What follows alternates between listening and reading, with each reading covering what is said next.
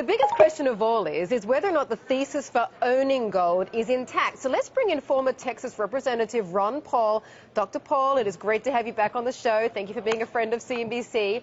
Thank you, Are Andy. you still in the gold camp? You're a known gold bull. And if you are still in the gold camp, why? Well, probably in a way not that many people who do investments think about it. I don't think about investing in gold and trading gold. I don't do any of that. But I look at it, fundamentally, and I got involved in the 1970s when the dollar was dislinked from gold, and, it was $35 an ounce, and I thought government would spend too much and run up too much debt and print too much money.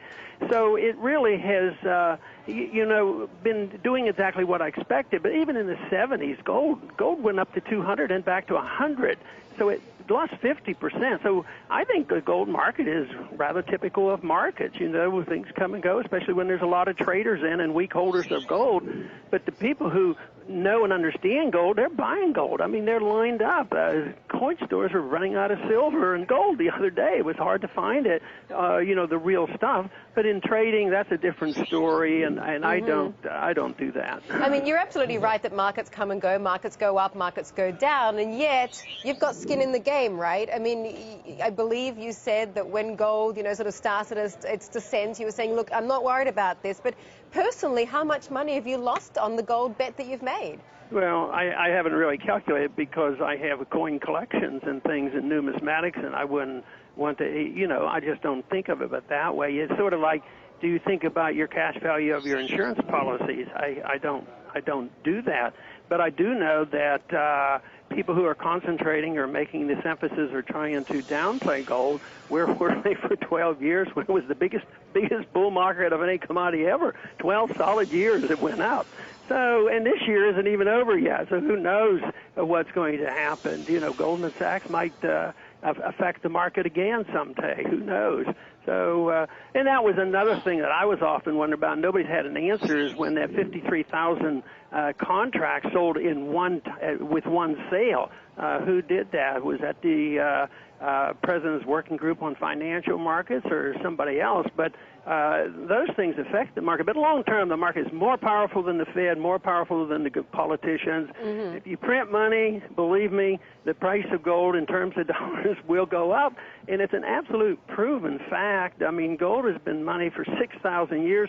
They've tried to make paper money over these many years, but it never works. And now the whole world's doing it now. So I think we live in very, very dangerous times because we spend too much money, there's too much debt, and everybody thinks you can print the money and debts don't matter.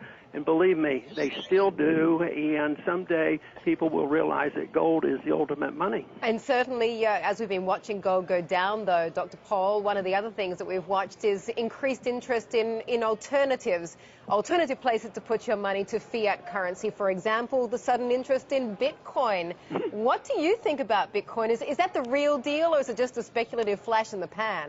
Well, from my viewpoint, it isn't, but that doesn't mean that I have the final answer. Quite frankly, I don't understand how it's calculated, and I also know that I can't put it in my pocket.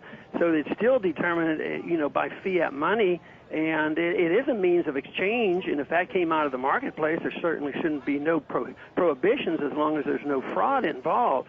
But it doesn't fit the definition of money by Austrian economics. I mean, it's usually something of real value. When times get tough, they use cigarettes and tobacco and all kinds of things, but they usually don't use a computer entry and a complex computer code to calculate it. So I don't understand it, so I'm really not into that, but I don't criticize people who think it's going to solve all our problems. Quite frankly, I don't think it will. I also have to ask you, of course, what you think about Goldman's gold call. Of course, we're just talking about it in a moment with Jim and Grizz and the fact that Goldman Sachs says cover your bearish bullion bets. What do you make of that, and what do you make of the timing? I have no idea. I think they obviously look at the market and they have ulterior motives and they make a lot of comments, and I have no idea what their purpose is, but I think the markets, these announcements have effect, and what governments do have effect, and what our Federal Reserve Board chairman says, they have effect, but only very short time. Markets are very powerful. Right now we're printing the money and the stocks are going up, and that's wonderful for Wall Street, but